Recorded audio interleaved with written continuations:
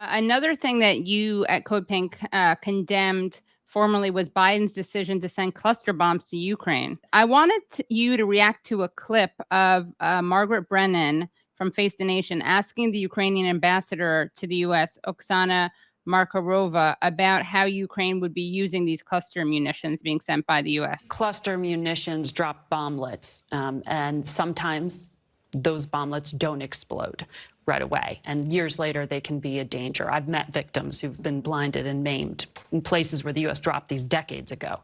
So when the White House says that Ukraine has made assurances on how it will use these, how do you do this and assure that civilians won't be hurt? Well, first of all, let's remind where we start with. Ukraine is the most mined country now already. Russians mined everywhere, the unexploded ordnances everywhere. So we're doing a lot of demining, and US, by the way, is helping us a lot in demining already now. With regard to these munitions that we will be getting from the US, first, they're of a much higher quality, so to start with. And second, as responsible as we are with all other American-supplied or European-supplied munitions, we are controlling it. We have a very responsible ways. We use the NATO type of log-fast system to record every unit that we have, where it is. Mm-hmm. We will use the same type of approach to this. We will know where we use it, how we used it, and of course, you know, every time we liberate our territories, these deminers are the first people that go there, try to make sure that the area is safe. So we will do exactly the same. And I imagine Russia uses these on civilian areas. I have to imagine Ukraine has pledged not to do that and only to use them on soldiers. Oh my God, they use this and phosphor and everything else specifically on civilian areas and destroying civilian areas. And that's we definitely will not use it in civilian populated areas. So there you have Margaret Brennan saying she has to believe that Ukraine won't use it on civilian areas. And the ambassador says, of course they won't.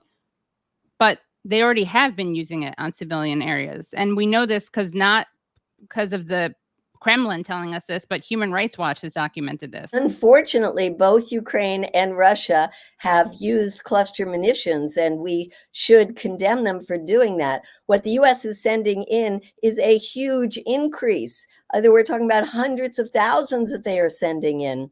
And how can you say they're not going to use it in civilian areas? First of all, the battles are being fought in civilian areas. And second of all, what's a civilian area today and what's a civilian area 5 years from now, 10 years from now? You're talking about fields where children will be walking and they will be losing their legs, losing their eyes, losing their lives. So to say that this is going to be used only in the battlefield is civilian area. So that's ridiculous. And I think, you know, we shouldn't fault the Ukrainians for wanting these weapons, except that it's going to be used in their country and blow up their people. But we should be faulting our government for violating an international treaty that came about because people had seen for so many years, whether it was in Laos, Cambodia, Vietnam, Afghanistan, Lebanon, the results of this for years, and the way that it affects civilians. The world community came together to say this is a particularly abhorrent kind of munition to be used in warfare, and we are banning it. 123 countries banning it, including many of the NATO countries. And here we see it's just incredible that the NATO countries themselves haven't stood up and said, we don't want these used. We will not cooperate with the United States if you insist on sending these munitions. But a couple of them just said some things like, well, you know, we don't really like these, but they didn't stand up like they should have. I wanted you to respond to another set of comments that I think expresses a very commonly expressed opinion from Michael Lubin. Understand this: stopping the arms flow to Ukraine would bring about a rapid peace, but on Russian terms, and Ukraine is helpless without a constantly supply of Western arms. So what's your response to those statements? Well, there's a couple of things. Right now, there are so many weapons. And, you know, in the beginning, Ukrainians said, and they still say to us, we get a lot of our weapons from recovering what the Russians have. You know, we have no way of saying don't get those or don't keep fighting. You know, that's up to the Ukrainians to do.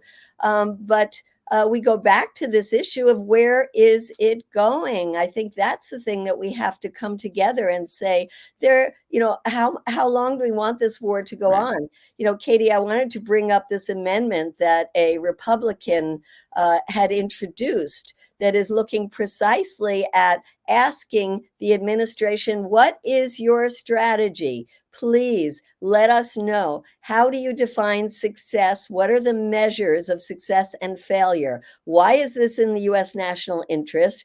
What is your diplomatic plan? How much is it going to cost us next year and 5 years from now? And we want to report on this. And they said, we're going to hold back on new monies until we get this report.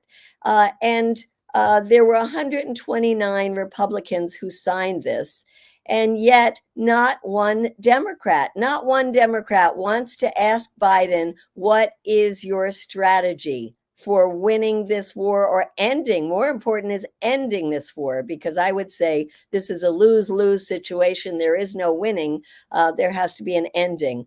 And so we are very fortunate that this same amendment by a congressman, his name is Warren Davidson. He is a conservative. He is a former Army Ranger. He is going to reintroduce this in September as a standalone bill.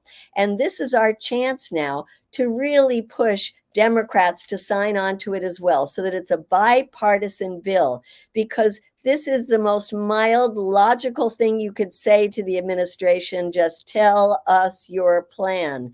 And I encourage everybody who's listening and watching this to get a copy of this. We post it at the CODEPINK website and at Peace in Ukraine. It's called Report and Strategy for U.S. Involvement in Ukraine. And we have some time now, from now until it comes out in September, to be telling our congresspeople that this is going to be a chance for them to push the administration on what's the diplomatic path that they're going to use.